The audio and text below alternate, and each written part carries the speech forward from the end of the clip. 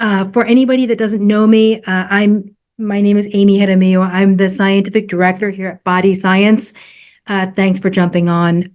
What happened was we had a bunch of emails all asking the same questions, and I just thought, wow, it's so much easier for me to get on, give an overview of what's been going on, and answer questions in this format rather than trying to get back quickly to everybody on email. Let me tell you what's been going on. Usually for me, I won't send a message out on Facebook letting people know that we're putting a new protocol together. But in this case, we've been seeing some very impressive responses. And for that reason, and rather than waiting until we see people in clinic, I thought it made more sense just to kind of give an overview of what's been going on. I'll give you the background on this, and then I'll tell you about the peptides, and then I'll take any questions that you have. The long and short, I have been looking for quite some time now at the relationship between voice, so speaking, swallowing, breathing, and behavior or personality, or what's referred to as pseudobulbar affect. So interestingly, there are a number of medications that are drivers of the neurotransmitter serotonin that are used specifically in motor neuron disease to help with breathing, speaking, swallowing, and mood. And so Nuedexta is a good example of that. And the question is, what is this medication and how is it controlling these seemingly unrelated symptoms, right? What would be the commonality between mood and breathing, or speaking and breathing, or swallowing and mood? And so when you look at Nuedexta, one of the primary ingredients, one of the two, is dextromethorphan. And that ingredient is the primary ingredient in Robitussin. So now we could add to our list not just breathing, speaking, swallowing, and mood, but also cough or cough suppression. So there have been a number of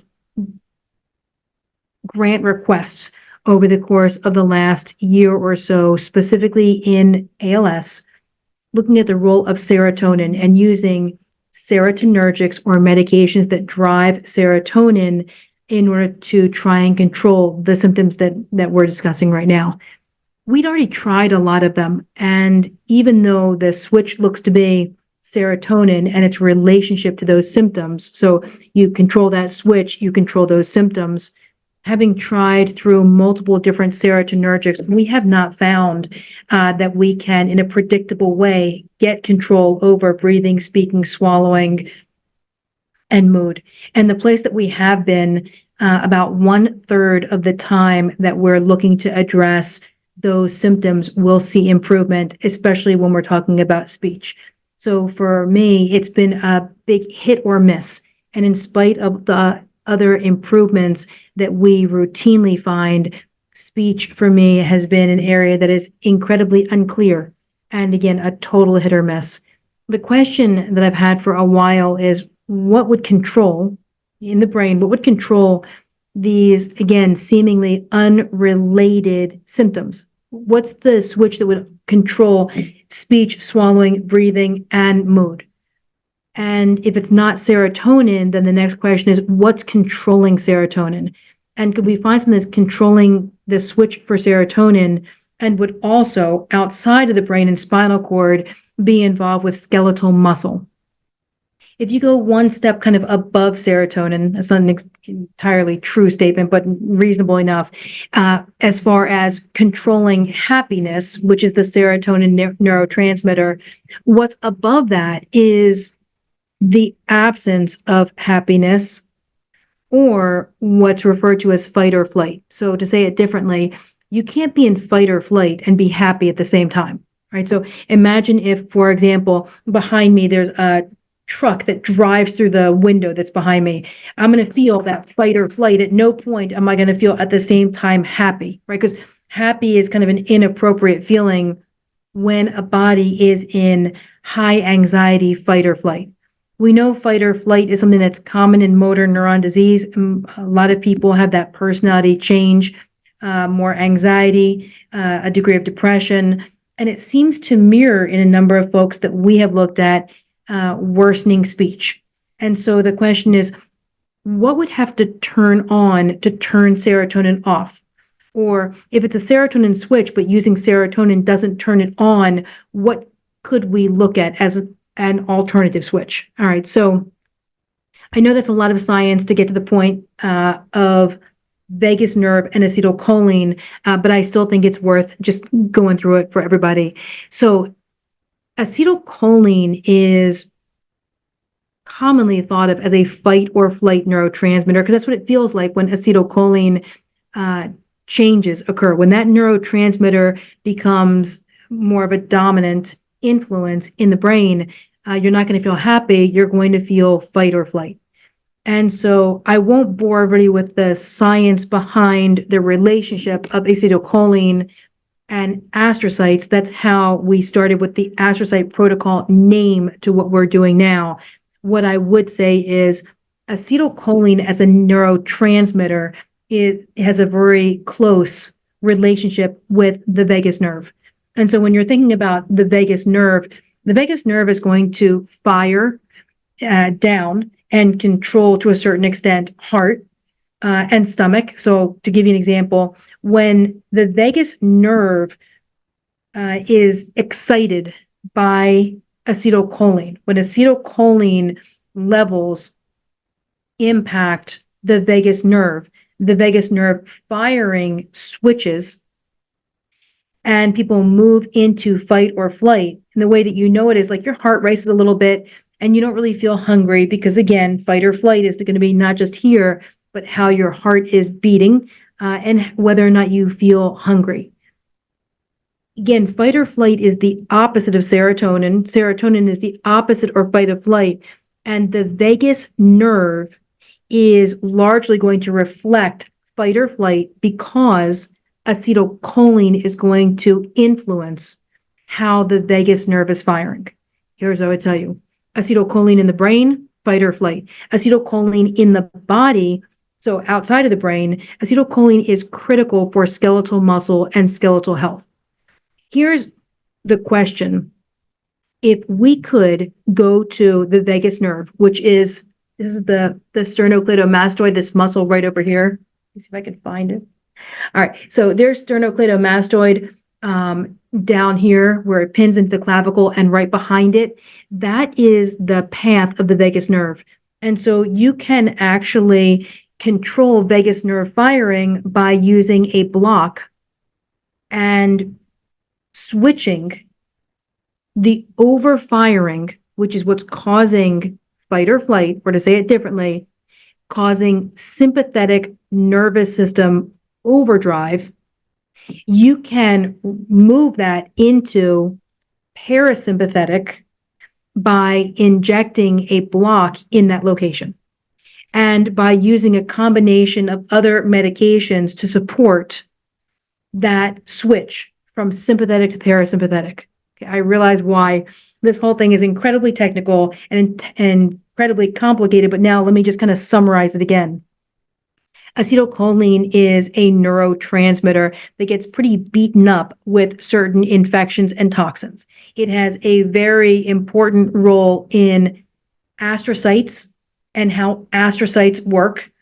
Astrocytes are the very important cells that are responsible for doing a lot of things for motor neuron disease, including making antioxidants for the motor neuron, making mitochondria that are going to support the energy demands of the motor neuron, supporting the calcium influx, and you can't run mitochondria without calcium. So astrocytes are very important.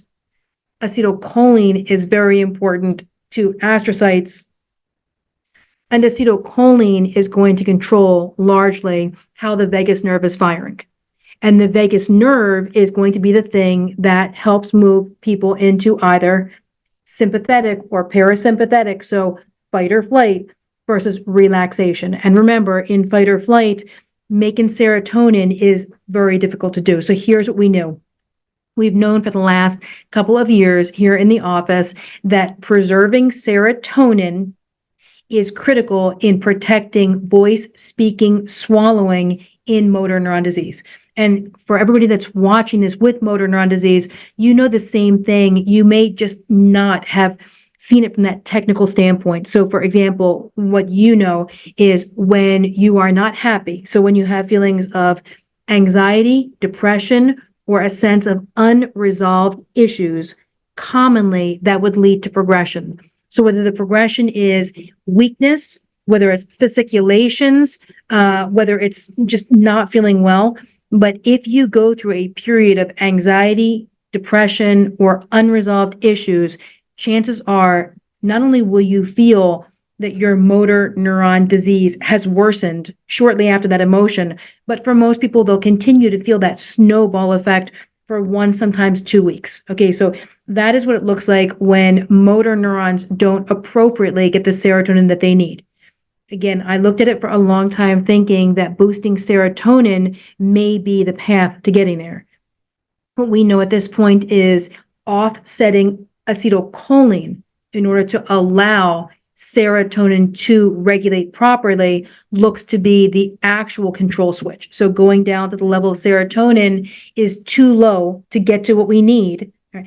Instead, going up one level, acetylcholine, because of its relationship to the vagus nerve, and because that is going to control sympathetic versus parasympathetic, and because sympathetic overdrive looks to cause progression of motor neuron disease, we realized that we needed to get control over astrocytes, the acetylcholine levels in the brain, the receptors for acetylcholine, which oftentimes in motor neuron look to be damaged, and move the sympathetic overdrive by essentially blocking it into parasympathetic. So the protocol is building astrocytes by using things that they like, blocking that overdrive. And so we have now seen in every person that we've worked with so far, improvements.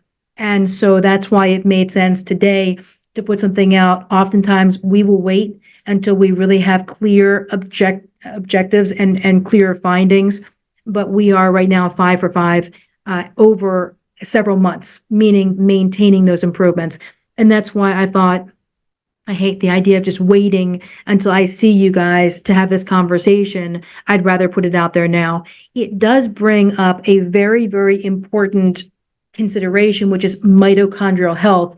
It changes how we're looking at mitochondria. We're not trying to build mitochondria in the motor neuron. We're trying to protect the production of mitochondria in the astrocyte so that the astrocyte can then present mitochondria into the motor neuron. Again, I realize I'm getting really technical, but still, I think you guys should know it, and I think you're going to have questions based on it. So I'd rather just run it down for you. And so then from that vantage point, we're looking to support mitochondria. And so the question is, could we provide mitochondrial peptides that help that process? And so specifically, there's 2 things that we added. One that helps reduce oxidative damage in the electron transport chain, and the other in the mitochondria, and the other that helps reduce oxidative stress outside of the electron transport chain in the mitochondria. So the mitochondria has cytosol, which is the fluid that all the mitochondria organs or organelles are floating around in. So that's one space. It's referred to as the cytosol. And it gets really dirty with free radicals. And then separate from that, there's the electron transport chain, which is protected by its own separate membrane. And you're using acids to liberate electrons over there and provide all the power that the mitochondria is then going to use for itself and provide to the cell, including the motor neuron. And so both areas need to have the oxidative damage controlled. And what we find is by putting that approach on board before, during, and after the astrocyte building protocol, we're seeing even more stability for even longer periods of time. So let me do this. I'll ask questions. I'm guessing, just as a crew, folks with motor neuron are super up to date and educated. So I'm guessing you probably have questions. And so before I do that, let me go one more time through a summary, just because I know that what we're describing is very technical, but given the impressive findings, I think that we put it out there. So starting out, what I thought serotonin was the control switch. What I'd already noticed, most people that come on over here prior to the onset of motor neuron disease, they report having a very sad or difficult or major life event within 1 year prior to the onset of ALS. It's been in my mind for a while, meaning I know that there's a link to decreasing serotonin as far as the timing of the onset of the initial motor neuron symptoms. So that was thing number one. Thing number two, serotonergics or medications that increase serotonin have been looked at many times for motor neuron disease. And at the beginning of last year, there was a large grant that was proposed specifically to look at the role of serotonin and protecting it in motor neuron disease. What we know aside from that is when somebody has motor neuron disease and they feel angry, upset, anxious, they will typically progress. We know that serotonergics are useful in motor neuron disease, not just for mood, because that's what you would expect, but somehow, right here is serotonin, a mood-related neurotransmitter that is playing a role in breathing, speaking, swallowing, as well as mood. We know again in the new DEXTA model, we're looking at a medication, dextromethorphan. Remember, that's the medication, one of the primary medications in Robitussin, the cough medicine. That's why you cannot be, or you should not be on an antidepressant and take Robitussin, right? The risk of serotonin sickness. So now we know cough is involved in that same mix as well, serotonin's role. But we know that just going and controlling serotonin does not resolve these issues. Okay, so through that, and separate from this, there is very definitely a model of motor neuron disease. It may not be everybody's model, but it's not uncommon in motor neuron disease. It is the model where the motor neuron is unable to provide energy and has limited survivability because the astrocyte or its partner isn't functioning well. And so once the astrocyte becomes damaged, then we know the motor neuron cannot get enough mitochondria, cannot get the calcium for the mitochondria to turn on, cannot get enough antioxidants, cannot repair. The question is, what damages astrocytes? What are they susceptible to? There are a number of things, but at the top of that list, chlorinated and fluorinated compounds. We had already been treating that and seeing it routinely, meaning we were running chemical panels. We were seeing people that had high levels of perchlorate, perfluorate, polychlorinated biphenyls. My second reversal, that's Maris, he was a polychlorinated biphenyl involvement. So on our side as a center, we have known since 2021 and 2022 that chlorinated compounds are a major problem. The fact that they look to be a lethal compound for astrocytes, and then that domino effect, you damage astrocytes, now you're going to be limited on mitochondria for the motor neuron. You can't get the calcium in order to calcium gate the mitochondria. You can't make antioxidants, so you're going to start to see motor neuron failure. Totally separate from that, with the astrocytes and the relationship to acetylcholine and that neurotransmitter that's no longer either properly being made, both too high and too low, and sometimes receptor damage, right? Resulting from these toxins, you're going to start seeing this unusual pacing on the vagus nerve. Okay, from that standpoint, you're going to see people that go into sympathetic overdrive, so the personality change, depression, anxiety, poor focus, mood swings, and downstream skeletal muscle because of its reliance on acetylcholine. The question becomes, if we control this by putting a block in to control sympathetic overdrive as well as build astrocytes, would we expect to see a change? And what we've seen in 5 out of 5 is a significant improvement in voice. So Greg was here a couple of weeks ago and he volunteered to do a video so we could kind of get that information out there, and you could hear somebody that had gone through that, their experience, and hear the voice as well.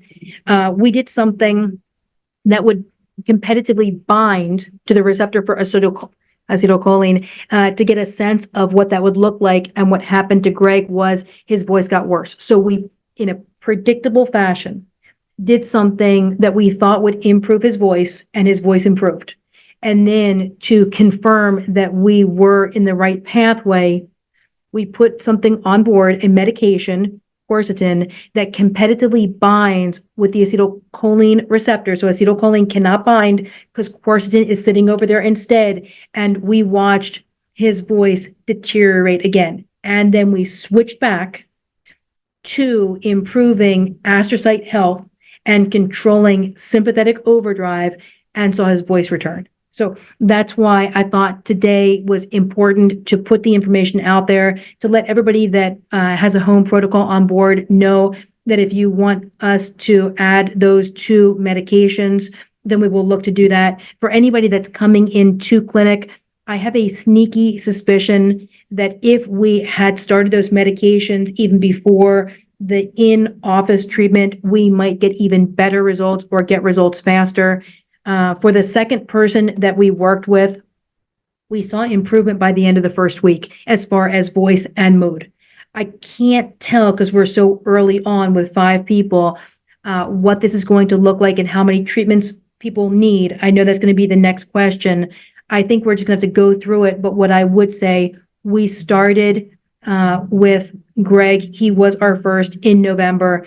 After that combination treatment, he left. He came back a month later. He looked the same. He had voice improvements, hand improvements, and walking improvements, and they remained until December. And then he came back in January. We did we did treatment in December, and the areas that had improved were even better. And then he had sent something, I guess, Monday of this week, saying he was continuing to see improvements with hand and speech. Again, it's the reason I got up this morning and thought, I'm just going to put something out there. Okay. So that kind of gives you a sense of things. Let me go ahead and switch over to questions with my glasses on so I can see what the heck I'm doing. And then tell me, let me just go back up into the string. If anybody has questions, you're welcome to put them over here. I'll answer whatever I can for you. Oh, so CJ, hey, Siege. Hey, Melinda. The question is, the peptide protocol, will it help with speech? The question I think you're asking is, will the peptides themselves help with speech? Well, they have been used in neurodegenerative disease in the past, and there's a lot of data supporting it. CJ, to your question, would we still see the same response? I certainly don't think we would see it as quickly as if we're building astrocytes and blocking sympathetic overdrive. I think it belongs on board. We've used it in the past. And so we know already that strategy, that peptide, has shown improvement in neurodegenerative disease. The question for me was not whether we could show improvements. It was, how do we get to the same improvements faster, and how do we get them more consistently? So instead of just 1/3 of randomly seeing improvements in speech, how do we get consistent on our side as a center where we are in a more routine fashion seeing it? I'm not sure if peptides by themselves can accomplish that. They may be able to. I'm unclear. Either way, I think it's a very slow process. In motor neuron disease, as a center, we will look to get results as quickly as possible. And so what I am saying, and let me put this caveat in, here's an FDA caveat. I am not claiming that we are treating ALS, curing ALS, or that we've got therapies for ALS. So on the FDA side, what I'm doing is merely reporting our findings and just saying, not that there is a relationship between a medication like ilomipride and ALS. So again, on the FDA guideline side, I'm not suggesting that people go and use all these medications off-label, nor am I making claims about these medications. I am, again, just anecdotally telling you what we're seeing. All right. And so then let me just say, I think I've got another question over here. Okay. Gabriel, you're in Arizona. Do you need to come to clinic to begin the protocol? We are a Florida-based clinic, and we are licensed in the state of Florida. These are prescription medications, and the state of Florida requires a visit over to clinic. And so, anytime that we're prescribing medications, anybody that is a current patient, so if you have been here, then we can go ahead and provide those medications or that prescription in your case. But if you have never been over here, state of Florida has some really clear guidelines on that. As far as other things, just remember, I'm not trying to just get a peptide on board. My real purpose of getting this information out here as quickly as possible, because I've got a lot of folks that are already in the process of this, and so getting these on board for them quickly, anybody that is planning to come on in. And so again, Gabriel, I like it as an approach. You'll wind up coming over here in order to do that. Kim. Oh, hey, Kim. Hi. So your question, are all bulbar symptoms linked to acetylcholine, or are there different categories that might respond differently? I don't know. I don't want to oversimplify things by saying that everything is acetylcholine related. What happened was I was not looking for astrocytes and the role that they're playing and the toxicity that can occur in astrocytes from chlorinated and fluorinated compounds. Instead, I was looking at microglial cells. So if astrocytes provide the mitochondria and the calcium gating, microglial cells repair damage. And so there is a model in motor neuron disease where the microglial cell becomes infected. And that was largely what a prime C protocol was targeting, right? A antibiotic resistant bacteria in the microglial cell. And that got me thinking about other cells that are impacted. And so the reason I tell you that is microglials are one model, oligodendrocytes are one model, acetylcholine is one model, and relationship to astrocytes. What I would tell you is our selection criteria has not just been voice, but for the 5 folks that we've looked at, somewhere was breathing, speaking, swallowing, or voice. And again, we've seen improvement in all 5. So we are early in this process, Kim. I can't tell if there's anything else that is involved or what else is involved through that bulbar symptomatic presentation. But now you know where we have been as far as number of people that we've treated with those symptoms that are bulbar type symptoms and what we've seen. Okay, let me just say, Yvonne, your wife is unable to travel. Is there a way to try to attempt doing this remotely? I mean, here's the thing. I'm happy to jump on a call. So just know there isn't anything I wouldn't do to try and help. I don't know how to say it any differently than that. Like from my heart, there's nothing I wouldn't do. Remember, we are regulated by Board of Medicine and state that we practice in, and I can't get around that. And as well, separate from that, seeing people when they come in and putting medications on board and adjusting those medications to get the result is something that takes a lot of practice and experience. I'm not sure that we know how to do that outside of the clinic. And so just going through an Astrocyte protocol, which is coming in for at least a week, right? So you could put the peptides on board.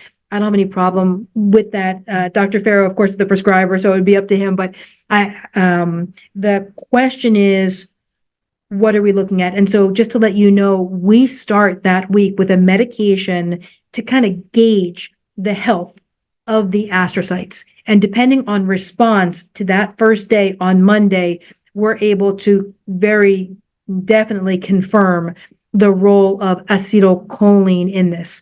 And so for folks that can't travel, Yvonne, I'm happy to get on a Zoom call, answer questions that you have, but we may in fact be limited as far as determining protocol. Okay, let me just say, you got on late. Hey, Dust, how are you doing?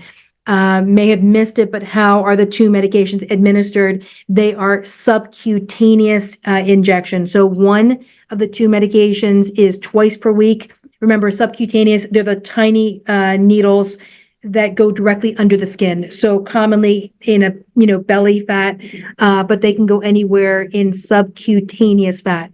And so that's typically twice a week. And then the other medication, also subcutaneous, but daily. All right. Oh, Linda, that's right. I know you'd spoken with the office. You were one of the reasons that I decided to do this call, actually, because I was thinking there may be a benefit for people before they come to start these two medications. I can't tell if that's a true fact or not, but because both have been used in neurodegenerative disease, it seems reasonable. We were talking as a team, Dr. Farrow and I were talking, and both of us kind of made the same comment, which is, I wonder if we could even get better results, faster results, longer lasting results.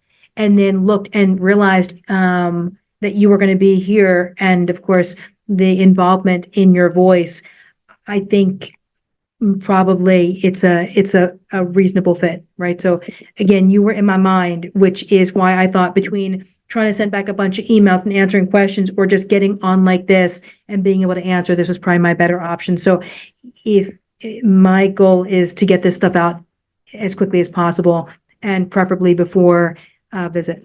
CJ, can you do the protocol at home? Yeah, you sure can. Hey, Dust. Yeah, a big hi, and I miss you as well. Let me see. Carlos, can you do the block the same week as the SOT? That's what we've been doing. On our side, as long as it's safe. So as the medical director, Dr. Farrow is always going to look and determine safety of combining different therapies. All 5 of the folks that we've run the blocks on and, multiple over different visits, we were doing different things during those same visits. And 3 out of the 5, we were also treating infections and using SOTs. So you guys kind of know my style. Everything that we can do, providing it's safe, we will do it in a combined fashion. And so there is no contraindication between doing SOTs and the block. It does, of course, lead to confusion because afterwards, when we're seeing improvement, we can't tell what extent of that improvement is the block versus the potential of treating or working on the infection. I think if you ask everybody over here, everybody that works over here, we're all going to tell you the same thing. I don't think any of us care at this point if we can find approaches that show improvement, even though it clouds the science behind it. I don't think any of us care as much as we care about trying to get fast improvements that last. And so we can do them in the same week. We have been doing them in the same week. It does, again, remember, just lead to a little confusion on our side afterwards. Okay, Yvonne, all right, we'll look for it. I'll let the office know that you're going to reach out. Kathy, you're also unable to travel. Can you help with speech virtually? You're in Florida. So here's the thing. Oh, yeah, we've got a clinic down in South Miami.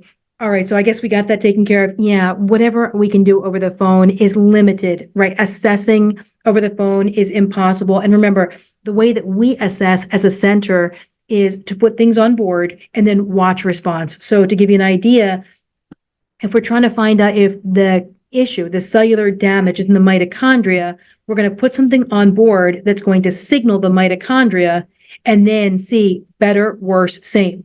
If we're trying to figure out if the mitochondria is appropriately cross-talking with the lysosomes, we're going to light up those two and then watch better, worse, same, right? To figure out where the log jam is in the cell. I don't know how to do that outside of this office. And we haven't been really effective at figuring out how other offices can get the medications or how they can determine those things. And so I would like to tell you, I'd like to tell all of you that what we can do is remotely be as effective, but I can't tell you that because I don't think it's true. Oh, cost, you got it, Carlos. So we've looked at peptides a bunch of times. We have found an infinite number of suppliers that are less expensive on peptides, but we can't get the amino acids to stick together. And so I don't know if you guys know, it was back in 2019 that the International Peptide Society was formed. It was the groundbreaking initial group that was involved in crafting peptides and determining benefits of different peptides. So it was a group of 17 of us, and I was part of that group. We accomplished a tremendous amount over the last handful of years, and especially that first year of putting things together. Going back to cost, again, I know that there's a lot of compounding pharmacies that are making peptides, know that the peptide is when you isolate a relatively small group of amino acids and you string them together. And they function as a cell signal. So you're trying to tell the cell to do something differently, to signal a pathway or signal a function. And what we know is we are using a peptide because that cellular function is not working properly. So we're trying to kind of retrain a cell by using the amino acid string, right, or the cell signaler, referred to as a peptide because of its length of amino acids. We have tried peptides from all over the place. We commonly send them out for third-party testing to see if they are effective. When we first started with peptides, so 2018, 2019, I saw a lot of hit or miss. So sometimes we would put peptides on board and see improvements, and sometimes we would see nothing. So again, I'm not trying to cross any FDA lines. I'm not claiming that peptides work. I'm not claiming that they do something specific because I know that that's off-label. But to make those claims. But again, what I would tell you is I could not get consistent outcomes, which is why I started to third-party test. And doing that found that the overwhelming majority of peptides that were available to us as a clinic were ineffective. The amino acids were not bound together, and so they were not working. And for that reason, we kind of restructured, started working with a very small group of pharmacies, started having them make batches specifically for us in very specific ways, and started having them tested routinely. What we have as a result is two things, one good, one bad. Thing number one, consistent peptide. So we know what's in the vial. But the bad, the cost of the testing and the cost of making it in a very small batch rather than the mass production that they're making for other offices. And for that reason, peptides for us are right around $600 per peptide per month. So there's like a little tiny bit of leeway over there, but that gives you kind of a generality. In this case, we're talking about two peptides. You could, because I anticipate this as a question, choose one or the other. I don't know that you're going to get to where you're trying to get to because, again, one peptide, so one is on the inside of the electron transport chain, and then the other is on the outside of, so it's in the cytosol of the mitochondria. So to answer the question, both to give you the answer of the cost and even aside from that, to give you the information on why our peptides are so high and why we cannot seem to get cost containment or cost control. Because on our side, if it's not going to do the job that it needs to do for us, there's no point in even trying to put it on board. We're not trying to put peptides on board. That's not my objective over here. My objective is an astrocyte protocol, building, repairing astrocytes, and again, testing ahead of time to know if we are even looking at an astrocyte model. And so that week is typically a 5-day week, but for me, I like 2 weeks, 5 days and 5 days. It's again, because we're going into the cell, we're trying to first test to look at astrocyte involvement, and then we're trying to control with block vagus nerve, which is related to the acetylcholine dysfunction. And then we're trying to put a number of things on board to, I think what we're accomplishing, kind of smooth out that pathway for better acetylcholine regulation. All right, so it's not just a simple peptide, I don't think. Carlos, the cost of the block. So when you're talking about a sympathetic block, so we're talking about blocks here and here, medically speaking, so by guideline, you can do one at a time. You can't do both sides at the same time. The reason, because the vagus nerve is involved with breathing, and so you can only involve one side at a time.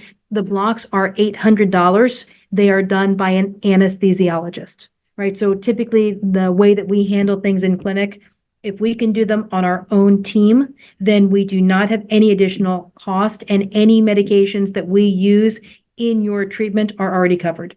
The exceptions when we've got to bring somebody else in, so in this case, anesthesiology, the common exceptions that we have to our standard medical cost or our standard medical treatment, testosterone pellets because not everybody needs them, ketamine for the same reason. Not everybody needs them, but also we need anesthesiology to come in. So it's a special service that we can't do on our own team. Stem cells because we need the intrathecal lumbar puncture. So again, we need anesthesiology and the sympathetic blocks. So anytime that we need to bring somebody in order to be able to do that, then we'll have, unfortunately, a cost for that outside of the clinic treatment. And so those blocks are $800 per side.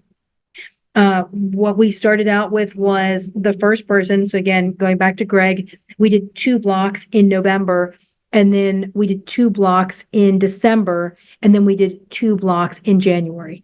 But then after that, we had somebody who I can't name because he didn't give me permission, and he came for an SOT and has had a lot of voice-related worsening over the course of the last maybe 3 months.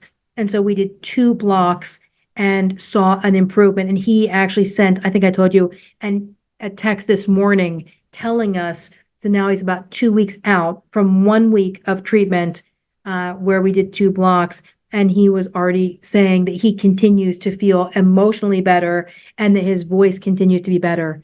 And that's what we've seen with the others as well. So the question was cost of blocks, $800 outside of regular clinic treatment. I don't know that the blocks are going to work on their own. So again, it's something that we kind of wrapped up into building astrocytes.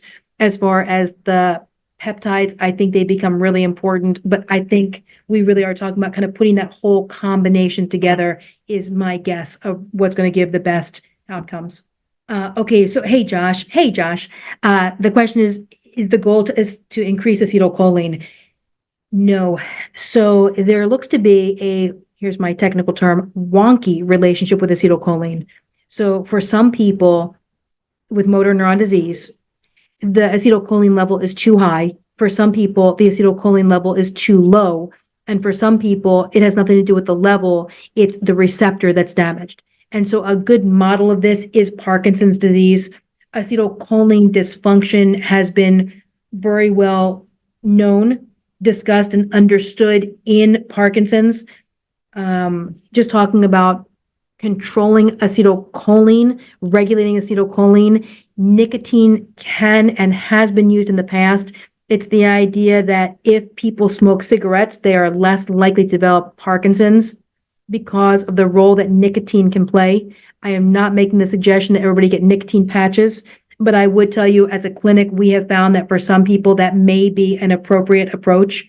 Again, remember, cigarette smoking has been proven to be protective against the risk of developing Parkinson's. So that tells you controlling acetylcholine. But Josh, going back to yours, we will do a test, a medication from an IV standpoint at different doses on the first day to actually determine, is it too high? Is it too low? And then we can bind at the receptor to figure out that's where the dysfunction is. And that's why I'm saying, I don't think we're just trying to throw a protocol out there. We're trying to figure out for each person, what is the dysregulation or the dysfunction, too high, too low, or neither. And it's just at the receptor in order to then decide what do we need during that approach. Oh, hey, Susan, would the block be indicated if there is speech swallowing problems, but no depression, fight or flight? So that is our most recent that we did today. Think about days here. So that's the question. Do we have to see mood related changes in order to know that acetylcholine is involved? Not necessarily, because we have somebody that started this protocol on Monday. Today we did a block. We'll do another on Friday. Anesthesiology will come over on Friday. We're seeing considerable improvements. We were just talking just before I got on the call, a louder voice, a stronger voice, like a clearer voice, and breathing as well is what it looks like, I think. But there really wasn't a major mood consideration. And so the question was, can we still see improvements in those other areas? Remember, it's early on, but I think that's what we're seeing. I'm not sure that we have to see the mood component, but the mood component for us certainly helps determine that serotonin may be a key player. Okay, hey, Carlos, is it possible to do it in 1 week visit? Oh, because you guys are coming in from out of the country. Well, again, here's the history. So the first person, we started November, we did November, December, and January. By the time he came back in December, his voice had already had improved in November and was equally as good in December. Walking had improved and hand motion. So I'm not suggesting that this would happen for everybody. I'm just giving you the overview of what we've seen so far. December, we did the 2 blocks, and then he came back in January and his voice was really good. And the question is, had we not continued to that point, would that have remained? I don't know. I can't speak to it. And so because he was here, it made sense to continue along and repeat the protocol, and the voice got even better. Okay, however, not the second, but the third person, also from out of the country, pretty close to your neighborhood, by the way. And he was only here for 1 week and was doing an SOT. And so the question was, we would only have time for 2 blocks while we were putting an SOT for 1 week. And what he reported was feeling better. I met with him the next morning after the first block, and we were already 4 days into treatment, plus a block. The day before, we were sitting in the back room. We were sitting side by side in chairs talking to kind of everybody. And he had said something, and I had him repeat it 3 times. Okay. The following day, we're sitting in my office, and the reason is I just wanted to get a sense of, has there been a change? And I didn't need him to repeat anything. So for the person that's out there, if you want to jump in and let people know who you are, you're welcome to. In that way, they'll know who to ask questions to. But by that next day, again, the languaging was clear. And then we did 1 more block, so the second for that week, and then he went home. And that was about, it was about 3 weeks ago. And this morning is when he sent a text saying, just want to let you know, my voice is continuing to improve and I'm continuing to feel better mood. Now, here's the thing. I don't know what happens next. I don't know how long this lasts, but I do think it's reasonable to, in 1 week, do this process. We'll have more information. And going back to the beginning of the conversation, ordinarily, I like to hold off before telling everybody what we're doing over here until we really know what the heck we're doing. But given the number of people that have responded positively, and the fact that I know everybody's out there and you're really looking for ideas and suggestions, it didn't make sense not to put it out there. But it does put us as a center in a position where we're unclear currently about the overall length of time.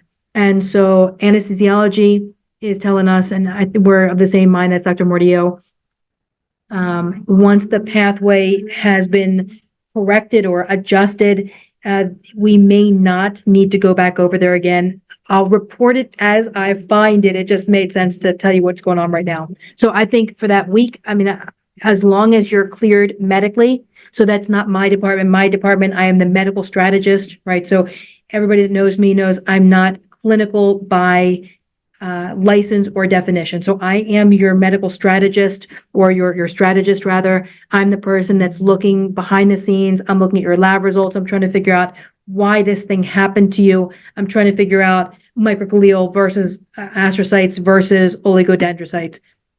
Was it more pesticide? Was it more infection? Was it infection combinations? What actually is that? So that's my role. And then to make recommendations to the medical team that will ultimately make the decision.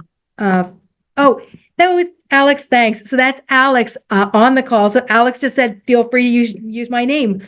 All right, Alex. So then that's what happened, right? You and I were sitting side by side, and you have, a pretty strong accent already. And I mean, I had to ask you maybe 3 times to repeat something.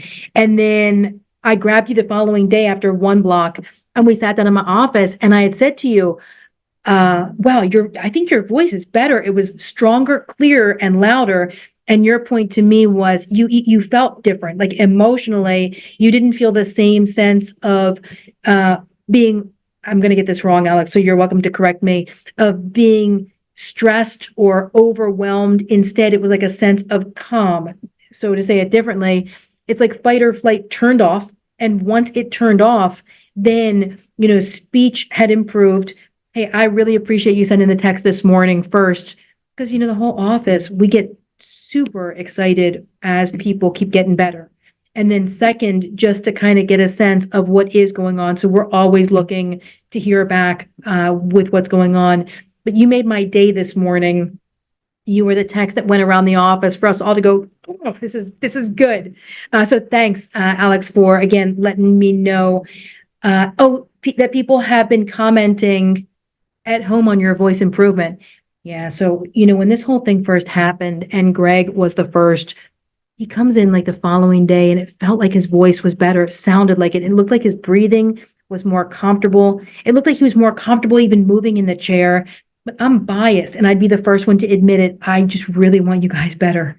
I don't know how to say it any differently. And so it's already like, I feel like I'm almost pre-programming myself to look for improvements. And so because I know I have that inherent bias, I can't tell, and I'll wait for you to give me feedback. And it's normally because people are telling you. So what happened the first time around, voice got better with Greg, and then he had called and spoken with somebody on the phone that night. And that person is not in the office, had not been in the office, didn't know what we were doing, and commented to him that night that his voice was better. So now, from an unbiased way, I know this is not me just hoping. Instead, this is somebody that's listening and saying, look, your voice is better. So Alex, to your point, the fact that people that don't know what you're doing, don't know that you're getting treatment, don't know what the treatment's going to do, the fact that those folks are saying, hey, your voice is better, it, for me is, well, the validation that I'm looking for. So thanks for sharing that. Oh, Susan. Oh, yeah, Susan. So your point, and it's true, you heard the improvement in Alex's voice that week. And that it's true. And that Alex still has a cool accent. So Alex, I'll be like the in-between for you and Susan. So Susan's point to you is, it is true, you got one of the best accents ever. Alex is from Scotland, guys. And so, Suze, I was super excited with you not doing any kind of astrocyte protocol and being able to improve the core strength. For anybody that was watching the Facebook post that week, you saw Sue standing in front of her walker, arms up, because she didn't have to hold onto her walker and hunch over. So that was a great week because we saw the improvement with Michael in his legs. So you were able to stand up without like hovering over your walker. Alex, your voice got better. Greg was here, and his voice and his walking was better. We had somebody else. Do you guys remember? I can't use the name because he's not on here and didn't give me permission, but he was able to lift his tongue to the roof of his mouth during that same week. So yeah, exactly. All right, let me see if there's anybody else. I love that you guys are on. Thanks for keeping me company. It feels amazing to have you guys here. Let me see. Is there anybody else that has any kind of question or needs anything else addressed or answered? Let me just see. All right. So then I'll keep everybody posted as we have any additional changes. There are a number of folks that are scheduled so far. We've already seen the identical response in 2 people from today. I'll continue to report out what I see.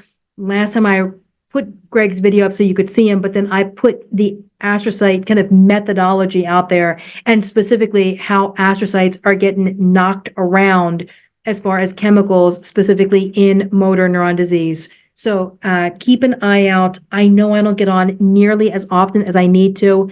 Just be aware it's typically because I'm researching, right? I think that's probably where you guys want my time spent. It's, I think, the most important thing that I can do. And so with that, sometimes I drop the ball on updates, but I do owe an update on the stem cell matrix that we've been using. I've had a bunch of folks ask me. That was part of Greg's protocol. And so let me see if I can get something out there about the stem cell matrix that we have been using. We adopted a new protocol for that in October, and same, we're seeing what we were hoping to see. So if I can get better at just getting out there more often, believe me when I tell you I will. The website has all the information. We're not a .com, we're a .life.